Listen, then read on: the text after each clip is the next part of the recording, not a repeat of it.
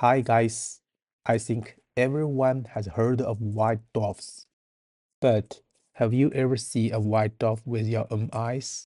Every winter, in the constellation Eridanus, there is an opportunity to see the first white dwarf discovered by humans. Let's see it.